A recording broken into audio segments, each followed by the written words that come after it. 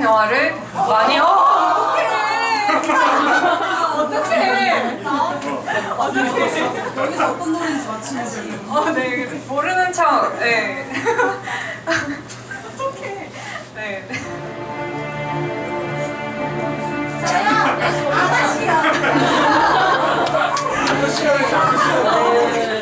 축하드립니다.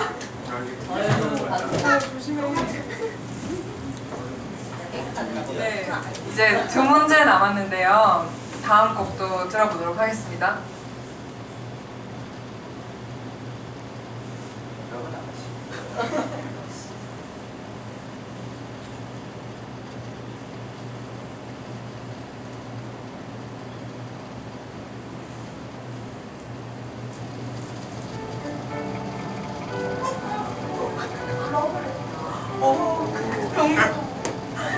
축하드립니다.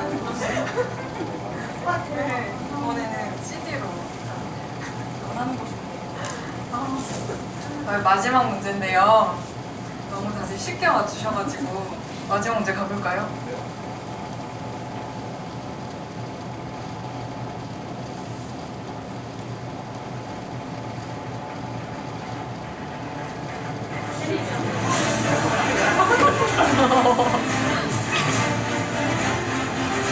축하드립니다. 되게 너무 빨리들 맞추셔가지고 음악을 좀 감상하면서 오프닝을 해보려고 했는데 거의 전주만 듣고 나서도 다들 정답을 맞추셔서 맞추신 분들 축하드립니다. 저희 앞에서 간단히 소개를 해주셨는데 좀 더 이어서 소개를 해보도록 할게요. 저는 영화감독 홍윤이고요. 여러분 아실지 모르겠는데 범죄의 여왕이랑 싱글라이더라는 작품에서 스크립터로 활동을 했어요. 여기 보시면은 구석에 포커스 나간 사람이 저예요. 이제 연출부 하면서 감독님 옆에서 이제 프리 때부터 후반까지 쭉 이어서 영화 전체를 챙기는 역할을 했었고요. 저희는 이제 제 첫 번째 영화 단편 영화 용산 나이트, 첫 번째가 아니구나. 단편 영화 용산 나이트라는 작품에서 같이 작업을 하게 되면서 아직까지 연을 이어오고 있습니다. 네, 안녕하세요. 저는 밴드 눈트북 코베인이라는 팀에서 기타를 연주하고 있고 제 이름으로 개인 작업과 프로듀싱을 하고 있고 간간히 영화 음악도 하고 있는 최영두라고 합니다. 반갑습니다.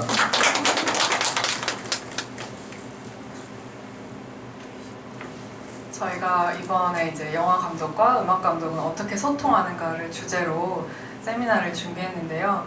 이제 뭐 여기 계신 분들이 이제 디자이너 분들이 대부분이라고 들었어요. 근데 영화나 뭐 소설뿐만 아니라 디자인이나 뭐 건축이나 설계나 음악이나 모든 창작의 분야에서 가장 중요하고 기반이 되는 것은 스토리텔링이라고 생각을 하고 있어요. 그래서 영화는 하나의 이제 시나리오라는 하나의 스토리를 가지고 촬영이나 편집이나 뭐 의상 이런 다양한 분야 사람들이 그 스토리를 기반으로 협업을 하는 작업인데요. 그 중에서 저는 이제 가장 힘들었던 게 제가 직접 작업을 하기도 했고 연출부로 참여했을 때도 가장 힘들었던 거는 음악 감독님이랑 작업하는 게 제일 좀 모호했던 것 같아요. 굉장히 재밌기는 한데 이게 왜 모호할까 가만히 생각을 해보니까 저희가 사용하는 언어가 달라서 그런 게 아닌가 생각을 했어요.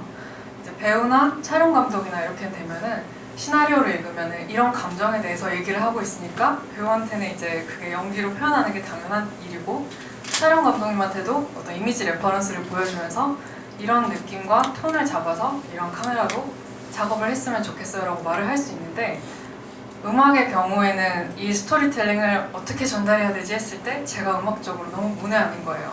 악보도 읽을 줄 모르고 뭐 음악에 대해서 악기의 특성에 대해서도 모르고 그 어떤 장르에 대해서도 좀 몰라서 저한테는 이제 이런 식으로 음악 감독님한테 제 의도를 전달하는 게 어떻게 소통을 해야 되는지가 가장 큰 과제였던 것 같아요.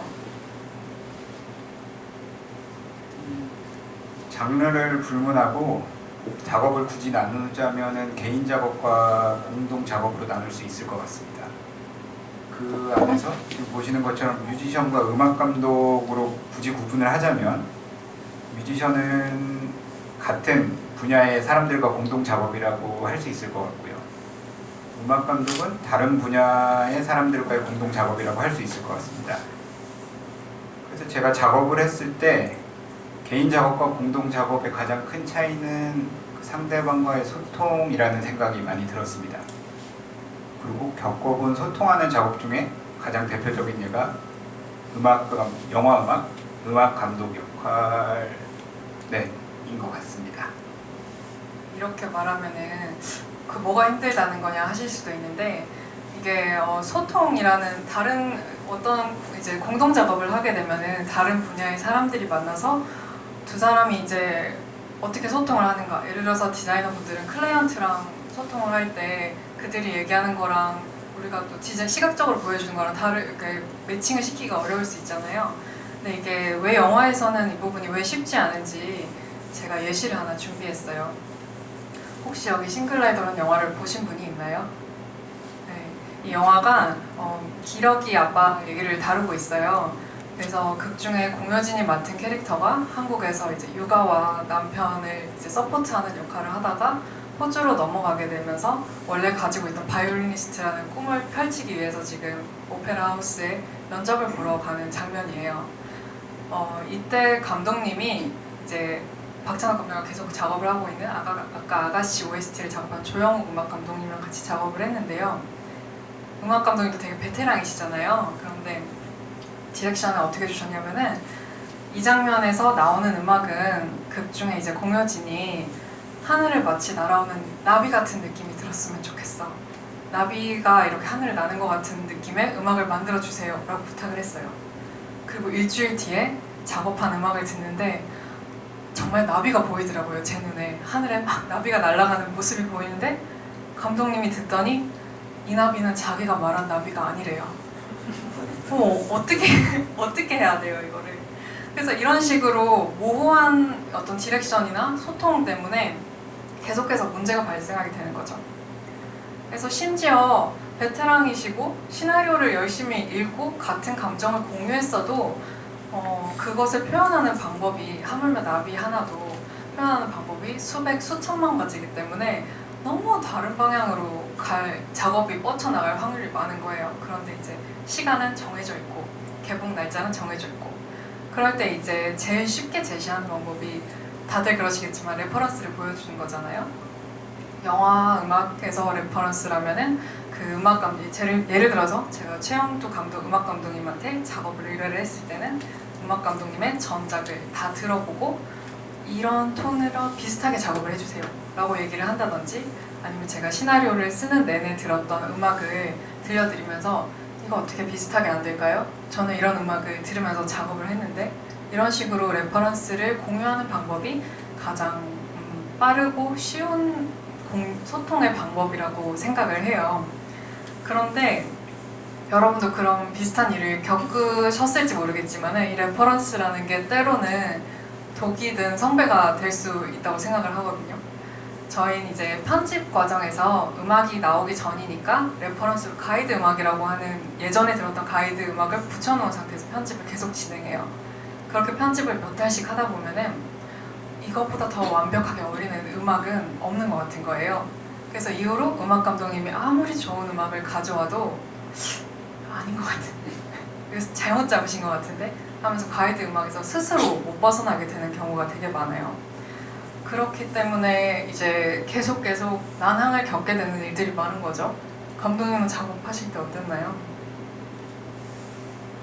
저는 초반에 이제 개인 작업을 하던 관성이 남아 있어서 영화 음악이라는 걸 처음 접해보고 레퍼런스라는 거 안에서 개인 작업을 하려고 했었던 것 같아요. 내 음악을 만들고자 엄청 노력을 했던 것 같고 그러다 보니까는 이제 결과물 자체가 영상과는 좀 동떨어진 결과물이 나오는 경우가 많았는데 그 당시는 저는 몰랐어요. 왜냐면 제 음악이 멋있다고 생각했으니까. 그래서 감독님한테 들려드리면은 연출자는 이게 아니라고 말씀을 해주세요. 그래서 다시 레퍼런스 음악을 들려주세요. 그러면 제 생각에는 그럼 왜 레퍼런스 음악을 쓰지? 나랑 왜 작업하지? 실제로 말은 못했지만 그렇게 생각을 하다가 무엇이 다르냐는 질문을 제가 드리면은 아까 나비처럼 되게 우아한 대답이 돌아와요. 예를 들면 좀 비약적으로 예를 들면은 여기서는 마냥 슬픈 게 아니고 살짝 붕 떠 있는 슬픔이었으면 좋겠어요. 그러면 와 그러면 저는 좀 답답해 하거든요. 실제로 정말 많이 네. 그런 일이 많이 일어나고 있습니다. 네.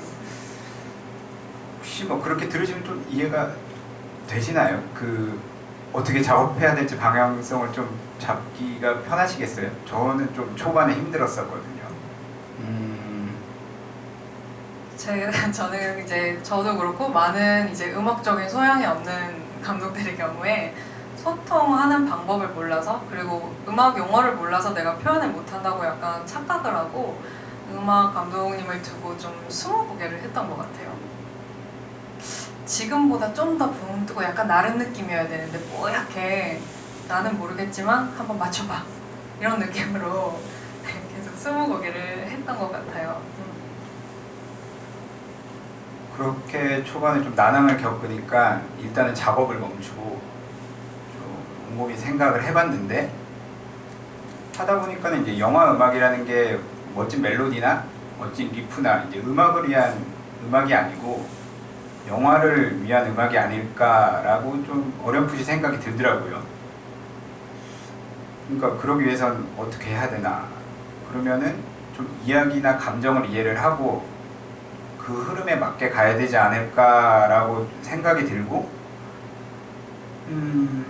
그러다 보니까는 이야기를 위한 음악이 어떤 건지 조금 이해를 한다고 생각이 드니까는 그 초반에 말도 안 됐던 붕뜬 슬픔이란 게 무슨 의도로 얘기를 했는지 아니면 그 당시에 저한테 들려줬던 레퍼런스 자체가 어떤 의도로 그 레퍼런스를 들려줬는지가 조금 이해가 되면서 이제 그때부터가 소통이었던 것 같아요. 이제 그렇게 작업을 하다 보니까 감정이 우선인 이제 영상이 돋보이는 음악을 만드니 그렇게 만들어진 음악이 영상과 합쳐지면은 기억나는 영화의 한 장면 아니면은 그래서 이제 멋진 음악이 된다는 생각이 들더라고요. 네. 그래서 연출하는 감독으로서 제가 생각하기에 여기서 감독으로서 역할의 가장 중요한 부분은 정확한 디렉션이라고 생각을 했어요.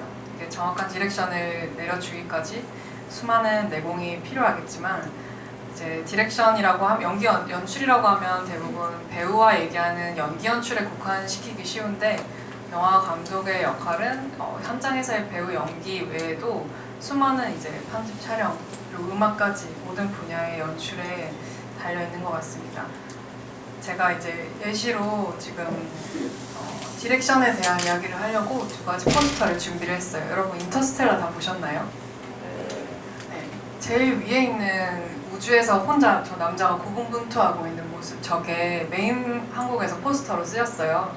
사실 이제 블록버스터 우주 영화라고 했을 때 제 가장 부합하는 마케팅적으로도 부합하는 이미지고 공간이나 배경을 극명하게 보여줄 수 있는 포스터죠.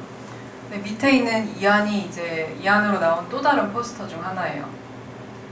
보시면은 이제 아빠와 딸이 하늘을 보고 있는 뭔가 가족 영화 같은 느낌인데 실제로 이제 두 번째 포스터에 감독이 시나리오를 쓴 이유랑 영화의 의도, 뭔가 주제가 더 담겨 있다고 생각을 해요.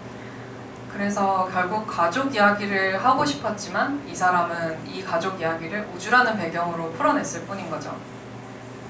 그래서 이 영화 OST 작업을 어떻게 했느냐, 그게 제가 말씀드리고 싶은 부분이에요. 크리스토퍼 놀란이 지금도 이제 한스 짐머 우리나라에 와서 공연도 했었는데 콘서트도 했던 이 음악 감독과 꾸준히 지금 계속 오랫동안 작업을 해오고 있어요. 굉장히 오랫동안 작업을 했음에도 불구하고 이 인터스텔라 음악을 의뢰를 했을 때 좀 특이한 방식으로 영악한 디렉션을 줬어요. 시나리오를 보여주지 않았대요. 시나리오를 보여주지 않고 나 이번에 구상하고 있는 이야기는 아빠랑 딸이 서로 그리워하고 사랑하는 가족에 관한 이야기야. 가족에 관한 음악을 좀 만들어주겠니? 그래서 실컷 작업을 해서 보여줬더니 마음에 든다 하고 나중에 시나리오를 봤더니 한스 짐머가 본 이야기는 우주 되게 스펙타클한 우주 얘기였던 거예요. 그런데 이제 본인도 얘기하는 것은 만약에 내가 시나리오를 보고 우주 배경의 음악이라고 생각했을 때는 나는 분명히 굉장하게 큰 그 블록버스터급 영화에 나오는 엄청 박진감 있고 더 액션이 넘치는 음악을 만들었을 텐데 감독이 나한테 돌이켜 생각해보면 굉장히 영악하지만 똑똑하게 디렉션을 잘 준 것 같아 이런 얘기를 하더라고요. 그래서 어떤 음악이 나왔는지 한번 짧게 들어볼게요.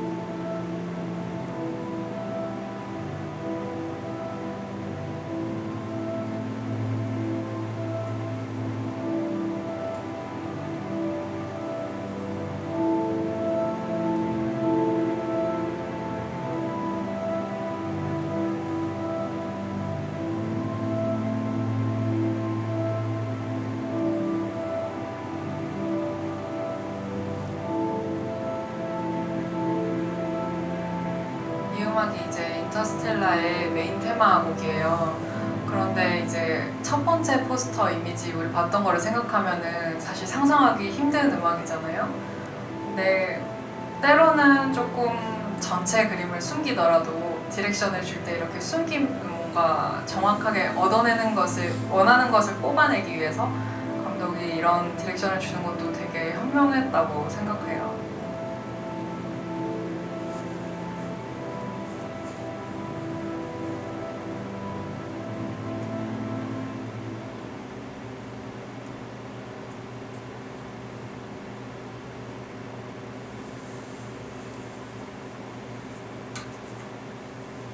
음악 감독은 시나리오가 나온 후에 의뢰를 받아서 이제 스토리에 맞게 음악을 만드는 사람, 작업을 하는 사람인데, 그런데 이 작업 방식을 뒤틀어서 이제 영화는 없지만은 가상의 영화를 만들면 어떨까라, 가상의 영화를 만들어서 거기에 들어가는 음악을 만들면 어떨까라는 생각을 제가 한번 해봤거든요.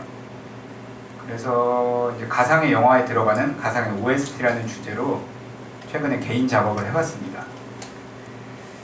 지금 들려드릴 음악은 제가 2월 14일 날 발매 예정인 제 개인 앨범인데 이 자리에서 제가 처음으로 선공개를 해볼게요.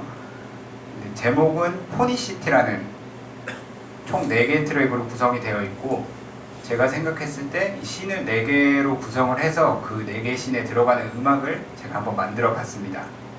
앞에서 퀴즈를 엄청 잘 맞추신 것처럼 이번에는 한번 음악을 듣고 떠오르는 장면이나 이야기를 말해보는 시간을 한번 가졌으면 좋겠네요.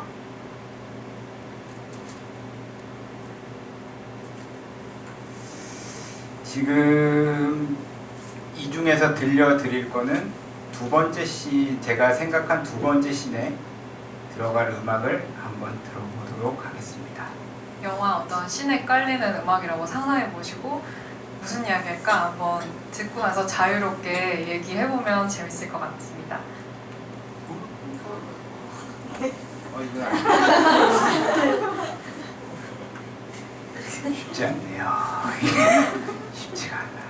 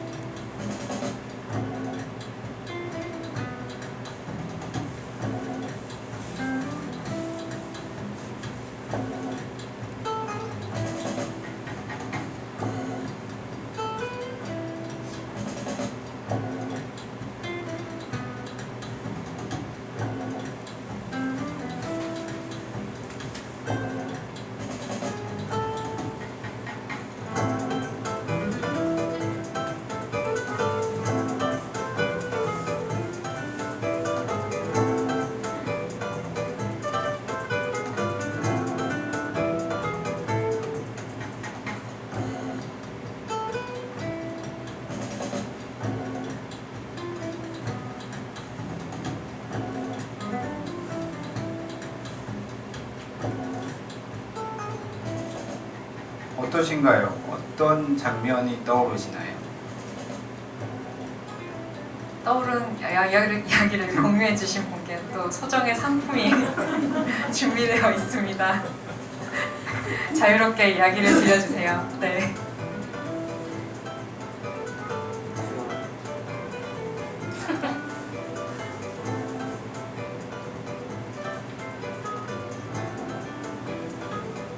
없으시구나. 그러니까 노래를. 네. 네, 마이크 드립니다. 저는 화장을 짙게 한 여자가 화려하게 옷을 입고 스페인의 어떤 골목길을 보면서 유리창에 비친 나를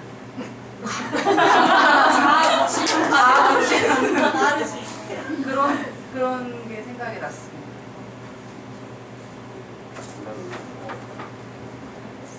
생각지 못한 재밌는 장면이네요. 용기내어 발표해 주셔서 감사합니다. 마이크 상품이 아직 많이 남아 있습니다, 여러분. 또 다른 아이디어. 네. 영화 도둑들 같은 게 생각나는데요. 그러니까 마카오 같은 데에서 크게 한 거라고 나와서 이제 담배를 딱 하나 보고 멋지게 골목을 이렇게 들어가고 그런 모습을. 이것도 재밌는 장면이네요.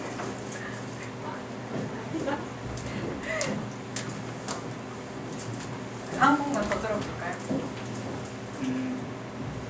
아니, 이 곡은 제가 생각했던 시는, 그러니까 그 두 사람이 이 두 분이 얘기한 것과 비슷하게 이제 골목길이 나오는데, 두 사람이 안개 낀 골목길에서 이제 추격전을 하는 씬을 제가 생각을 하고 만든 음악이에요. 근데 두 분 말씀하신 것도 엄청 재밌는 장면이어서 이것도 재밌네요. 예. 그러면 한 곡만 더 들어볼게요.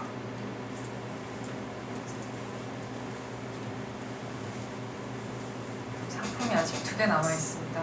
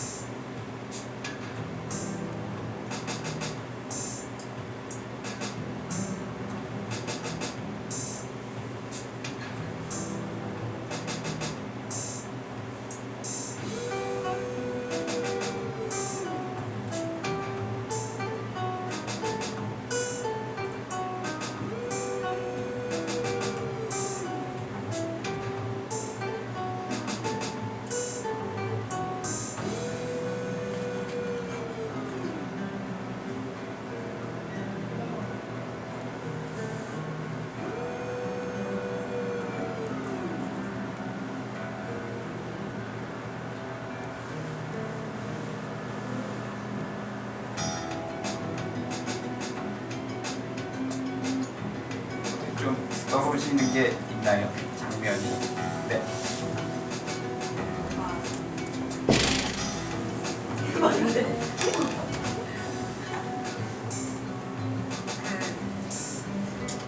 다 도망다니는 어떤 사람이 부럽다. 있고 꼭 뭔가 그 캐치미처럼 경찰을 피해서 계속 도망다니는 것들이 유유히 돌아가는 그런 남자? 좋네.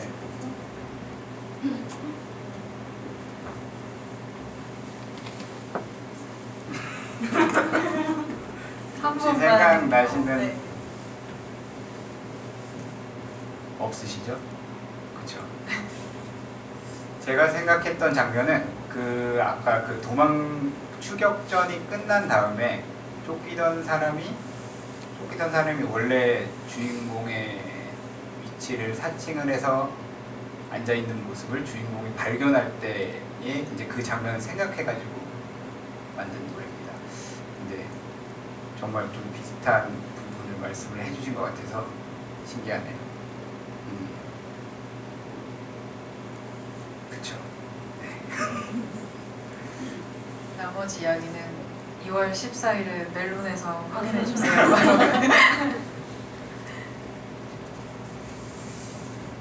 그래서 결국 음악이나 영화나 모두 이제 감정의 결과물이라고 생각이 듭니다.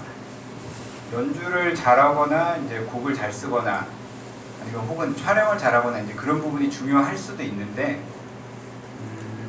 이런 기술적인 부분 말고 하고자 하는 일의 이해와 공감, 상대방과의 소통이 어느 정도 더 중요하지 않을까라는 생각이 들었던 작업이었어요, 저는. 그래서 혹시 그러니까 영화 음악을 굳이 예로 들자면 이 음악을 들었을 때 어떤 장면이 떠오르거나 이 장면을 보았을 때 그 음악이 떠올랐다. 이제 그렇게 된다고 하면은 훌륭하게 소통을 한 성공적인 작업이라는 생각이 듭니다. 여러분 좋아하는 영화 보고 또 보지 않으세요? 네. 줄거리를 다 알면서도 우리는 봤던 영화를 또 보고 또 보는데요. 그게 왜 그럴까 생각해보면은 제가 이제 마지막 워딩으로 이모셔널 전이를 뽑아봤어요. 어떤 그 감정을 다시 체험해보고 싶은 욕구 때문인 것 같아요. 그래서 줄거리를 알면서도 우리 막 타이타닉 다시 보면은 막 그 나무 침대 조각에 막 매달려서 짹짹하는 거 보고 막 눈물이 부두두두 나잖아요. 그런 것처럼 영화는 어떤 감정적인 체험이라고 생각을 해요. 그런데 그 배우의 연기만큼이나 또 우리 감정을 증폭시키는 게 그 영화 음악인 것 같아요. 그래서 앞서서 여러분이 막 거의 2초 만에 모든 음악을 맞추시기는 했지만 때로는 이제 러브레터를 카페에 앉아있다가 들으면은 정말 설원에서 오겐키 데스카를 외치는 후지 이츠키가 막 생각이 나잖아요. 그런 것처럼 좋은 영화 음악은 또 이제 영화 자체를 또 뛰어넘기도 하고 어떤 이제 훌륭한 감정을 증폭시키는 되게 좋은 영화의 필수적인 요소가 되는 것 같습니다. 저희도 앞으로 좋은 영화랑 좋은 음악으로 여러분들과 또 만날 기회가 있길 바랍니다. 이제 궁금한 상황이나 Q&A나 공유해 주시고 싶은 얘기가 있으면 좀 같이 나눠볼까 합니다. 자유롭게 얘기해 주세요. 네.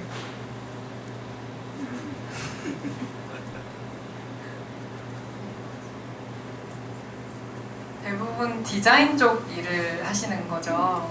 그러면은 저희가 이제 아까 얘기했던 레퍼런스나 어떤 클라이언트랑 소통하는 데 있어서 비슷한 좀 고충이나 왔다 갔다 하면서 고치는 뭔가 계속 생기는 수정 사항들 이런 데서 좀 공감이 갔다거나 이런 부분은 없으신가요?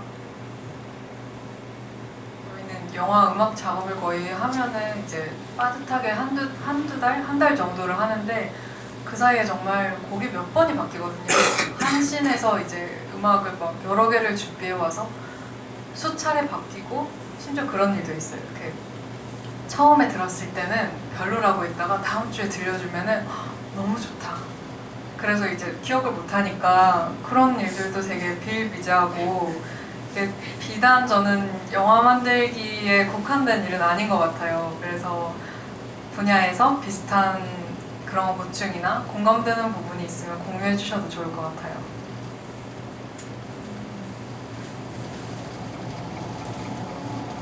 네.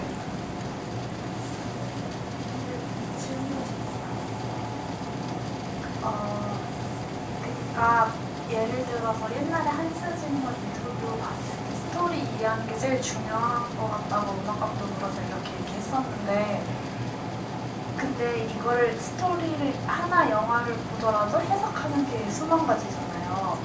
그래서 이제 감독님이랑 음악 감독님이랑 해석한 게 다를 때 이제 결과물이 나왔는데 이제 뭔가 달라요. 그럼 어떻게 해결해야 돼요? 제가 그런 경우가 많았거든요. 그러니까 똑같은 이야기를 보고 다른 감정을 느껴가지고 작업을 했는데 뭐 이 사람 그 노란색 음악을 원했는데 저는 파란색이 나오고 이런 식의 결과가 많았는데 그때는 왜 내가 느낀 게 맞잖아 라고 얘기를 했었고 생각을 했었는데 계속 작업을 하다가 생각이 든 게 제가 찾은 방법은 우선순위 정하기를 제가 먼저 잡았는데 결국 그냥 되게 냉정하게 놓고 보면은 영화를 위한 음악을 만드는 거잖아요. 그러니까 영화가 주가 되는 거고 어떻게 보면은 연출자가 나를 고용한 사람이 되는 거고, 그러니까 저 사람의 의도를 내가 먼저 파악하는 게 맞고 내가 느낀 감정을 맞는지를 먼저 물어봐가지고 소통을 하는 게 맞다는 생각이 들더라고요. 그러니까 내 생각이 맞으니까는 나를 따라와 라고 하는 거는 나중에 의견이 맞았을 때 그때 할 수 있는 방법 같고, 저는 좀 현실적으로 생각을 한 거죠. 되게 빠르게 효율적으로 가장 좋은 결과물을 낼 수 있는 방법이 이건 것 같다라고 생각을 했는데, 이게 정답이 아닐 수는 있는데 지금까지 작업은 그렇게 하면서 수월하게 진행이 됐던 것 같아요. 그래서 말씀하신 사항의 답변은 결국은 소통이고, 그러니까 내가 느낀 감정, 나는 이런 느낌을 이런 감정을 느꼈는데 내가 느낀 감정이 맞는지, 아니면 네가 혹시 못 느낀 감정이 있는 건 아닌지라는 좀 그런 대화, 이야기를 놓고 대화를 해야지 그 결과가 나올 수 있는 것 같습니다. 그리고 이제 실제로 상업 영화 현장에서는 이렇게 깨끗한 이상적인 소통도 있지만 여러분들도 회사에서 일을 하시면 비슷한 일이 있지 않을까 싶은데 돈이 낑기면서 생기는 또 많은 부분들이 있어요. 그래서 감독이 원한 건 이 정도였는데 저희는 이제 영화로 된장을 좀 더 풀어라 이런 말을 하거든요. 그러니까 여기서는 더 음악을 슬프게 해줘서 눈물 콧물 광해들 쏙쏙 빼고 나가야 된다 하면은 이제 때로는 뭐 이제 제작사나 다른 이제 투자사의 이제 그걸 가편집본이라고 하는데 그거를 한번 듣고 더 이제 감정적으로 가야 된다, 아니면 이 부분은 뭐 뺐으면 좋겠다 이런 의견들이 실제로 생기기도 하죠.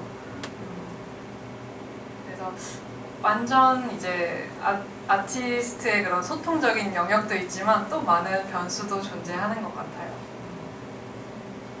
또 다른 질문 있어요? 두 분은 어떻게 만나시나요? 저희 아까 이제 자기소개를 너무 흐드드득 하면서 지나갔는데 제가 이제 단편 영화를 몇 년 전에 하나 만든 게 있어요. 그거를 이제 작업을 할 때 음악 감독으로 소개를 받아서 만나면서 처음 같이 작업을 하게 됐어요. 일하시면서. 네, 일하면서 만나게 됐습니다. 이제 장점을 지금 많이 말씀을 해주셨는데 일단 단점이 있을까요? 두 분이 같은 작업을 하면서. 그러니까 음악 감독, 영화 감독으로서 좋은 점들 지금 계속 말씀해 주셨잖아요. 같이 부부로서 좀 단점이 있잖아요.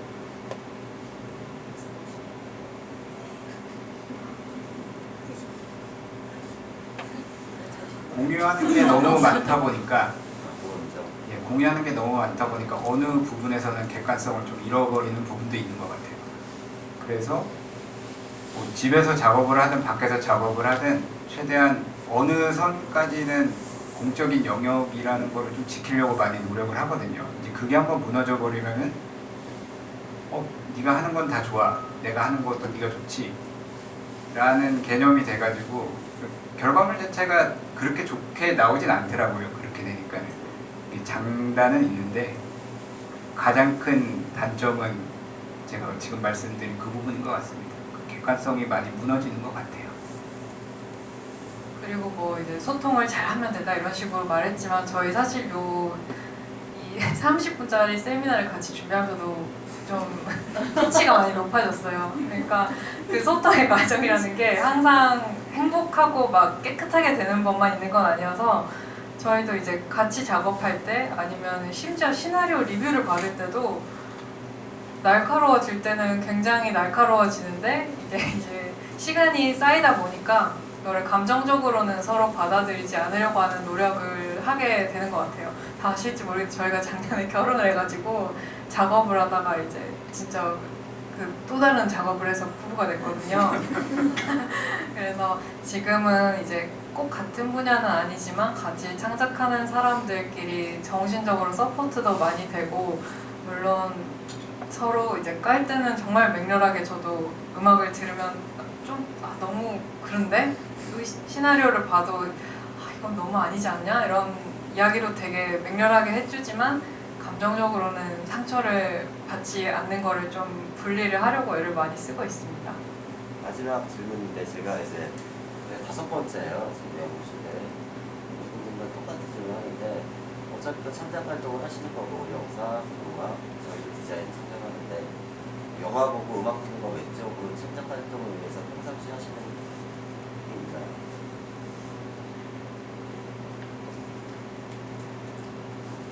저는 그냥 사람들을 많이 만나고 그냥 다 똑같은 건데 지금 저는 그 회사도 다니고 있으면서 작업을 하고 있거든요. 그래서 회사 사람들하고도 얘기를 할 때 그 기본적인 거를 그 제 작품 제가 하는 결과물 제가 하는 작업 안에서의 주인공이나 이제 아니면은 조연이라고 생각을 하고 질문을 하거나 얘기를 들었을 때 그냥 저는 메모를 많이 해놓거든요. 그냥 그게 지금 제 작업에 도움이 안 된다고 하더라도 꼭 음악에 사람 얘기가 들어갈 필요는 없지만 그 사람들이 느낀 감정에 그 당시 때 제가 생각지도 못한 대답이나 그런 뭐 저를 기분 나쁘게 한 말이나 그런 부분들을 메모를 해놓고 그때 제가 느낀 감정도 거기에 맞춰서 메모를 해놓은 상태에서 그 순간의 감정들을 안 잊으려고 좀 노력을 하거든요. 그냥 100% 기억은 안 하고 나중에는 좀 왜곡이 되겠지만 그래도 그 메모나 제가 그 당시 느꼈던 부분이 작업에는 조금씩 창작을 할 때 도움이 되거나 아니면 원동력이 되는 부분이 있습니다. 저는. 저 같은 경우에도 작년까지만 해도 영화나 이제 스토리 외에는 크게 관심이 없었어요. 사람들 만나보는 것보다 책이나 이야기를 보는 게 더 재밌었고 좀 그렇게 이제 이야기나 구조나 이런 것 안에 좀 매몰된 성향이 있었는데 이제 작년부터 제가 이제 입봉 준비를 하면서 이제 시나리오를 직접 쓰는 일을 한 2년째 지금 해오고 있다 보니까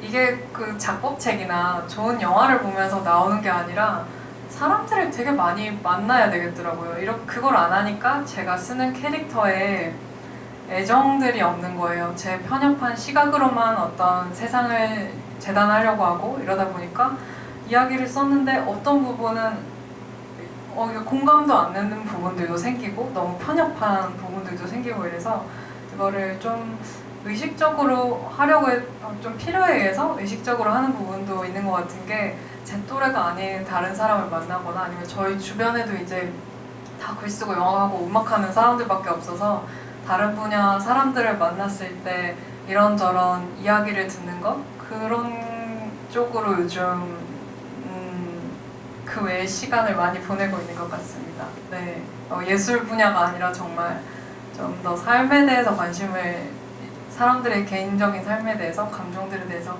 관심을 더 많이 가지게 되는 것 같아요. 다음 시나리오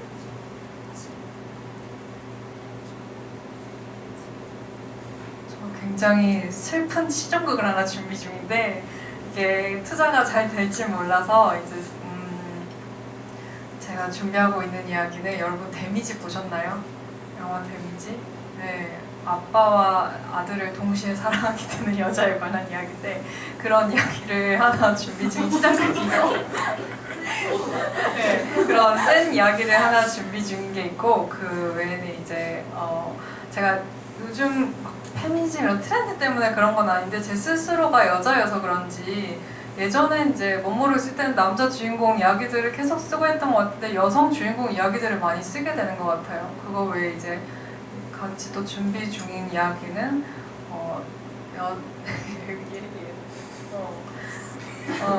내 아이템인데 신분을 도용을 고객 정보들을 빼가지고 신분을 도용해서 다른 삶을 살고 있는 어떤 여자에 대한 스릴러물을 같이 화차랑 조금 다른 직업군에서 일어나는 이야기를 준비 중입니다. 네. 영어 그러면 제일 지금까지 봤던 영화랑 OST랑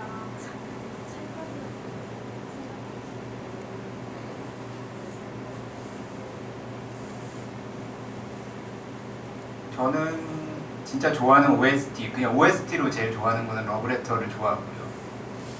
그거 말고 그 이제 영상 이제 엔딩 장면에서 나오는 음악과 영상이 너무 좋았던 거는 그 워킹 타이틀에서 만든 팅거 테일러 솔저 스파이라는 영화가 있는데 그 영화의 엔딩 장면과 음악을 제가 정말 좋아합니다.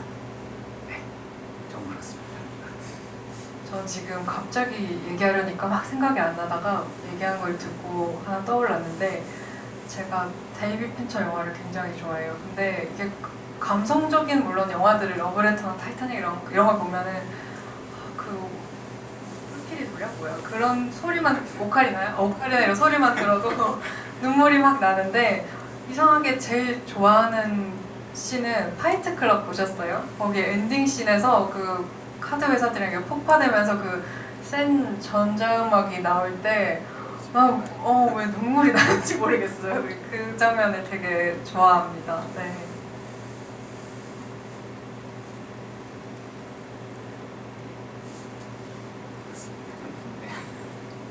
영화 많이 보세요? 얼마나 네. 보세요? 요즘 이제 2년 전부터 글을 쓰기 시작하면서는 전업으로 이제 쓰기 시작하면서는 좀 레퍼런스를 너무 많이 보게 되는 것 같아요. 레퍼런스 영화 쪽에 좀 국한이 돼서 이제 쓰는 이야기에 관련된 이야기들만 보게 되는 경향이 좀 있는 것 같은데 한창 몰아서 보던 거는 20대 때였던 것 같아요. 20대 이제 학교 다닐 때 정말 생계나 아니면은 직업적으로 언제까지 이걸 성취하지 이런 부담감이 없을 때 그때 정말 책이나 이런 영화나 이런 소양들을 정말 스폰지처럼 빨아들이듯이 많이 보고 그때 봤던 것들이 안에서 좀 토대가 돼서 그런 성향의 이야기들을 만들긴 하는 것 같아요. 그때 정말 많이 진짜 시대나 나라나 이런 걸 안 가리고 정말 많이 봤던 것 같습니다.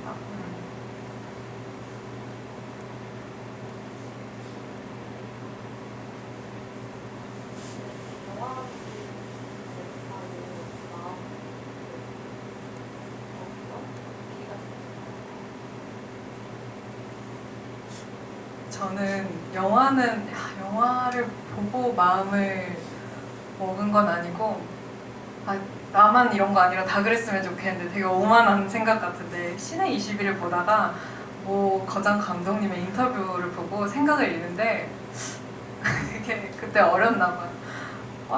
이 정도 생각하는 건 나도 생각할 수 있고 나도 영화 찍겠는데? 이런 생각이 나이도 기억나요. 23살 때 딱 드는 거예요. 그래서 이제 나도 해봐야지 하면서 제가 이제 두 번째 학교로 영상원을 진학을 했는데 정말 철이 없게 그 당시에 이제 취직을 할까 하는데 뭐 하고 싶은지도 모르겠고 일단은 나도 할 수 있을 것 같은데 한번 가볼까? 이러면서 무식한 게 용감한 거라고 그렇게 이제 영화과를 가게 되면서 거기서 만드는데 재밌는 거예요. 저한테는 좀 그랬던 것 같아요. 20대 초반에는 계속 뭘 하고 싶은지 저는 찾지 못했던 사람이었거든요. 그러다가 영화를 하고 나서 이거는 평생 좀 부족함을 느끼면서 안 질리고 재밌게 할 수 있겠다 그런 생각이 들어서 시작을 했는데 제 생각보다 좀 더 빡신 것 같긴 해요. 네.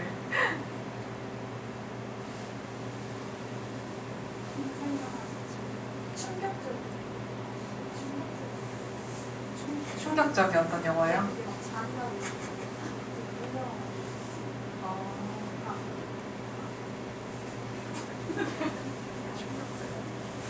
저는 이제 충격적이다까지는 아니지만 저한테 이제 인생 영화는 여러분 그 영화 보셨죠? 미드나잇 인 파리는 다 보셨죠? 제가 우디 앨런 감독을 되게 좋아하는데요. 그분이 이제 초기작 중에 되게 옛날 영화 중에 카이로의 붉은 장미라는 흑백 영화가 하나 있어요. 그런데 보시면은 미드나잇 인 파리랑 거의 비슷한 이야기예요.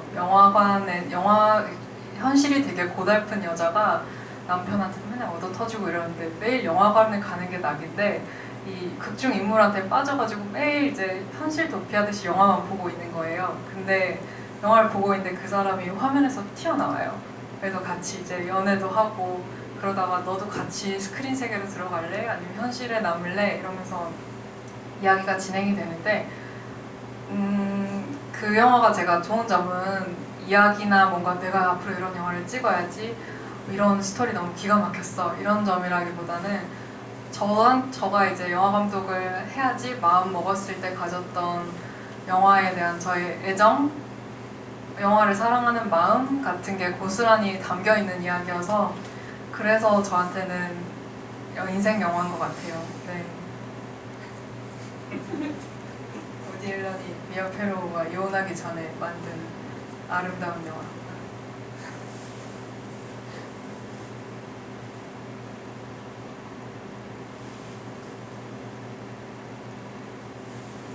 질문 있으신가요?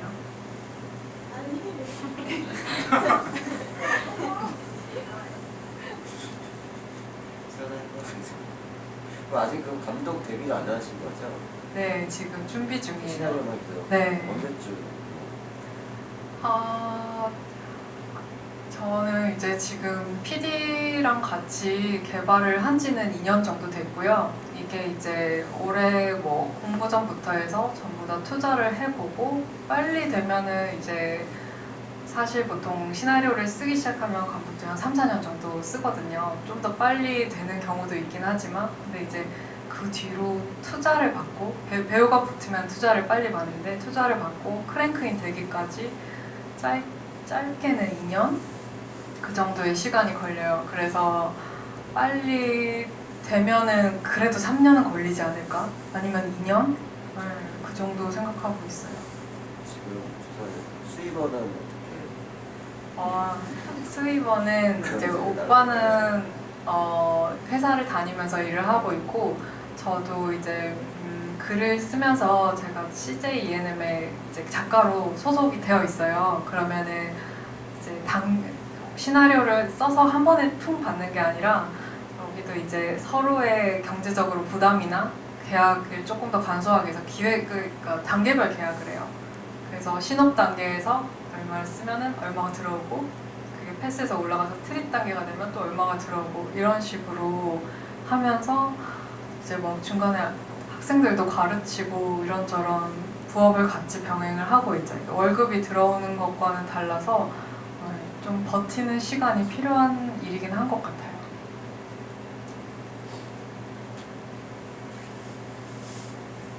범죄의 여왕 아까 소개하셨는데 그 범죄의 여왕의 감독 이효석 감독이 제 사촌 동생이에요. 아 진짜요? 네, 와이프가 정말. 네. 그래서 우리 이제 올 건데 뭐 지금 네. 시나리오 작업중이라고 하더라고요. 맞아요. 그러면 끝나면은 그 친구한테도 비슷한 거 얘기 많이 하고 회사들도 보니까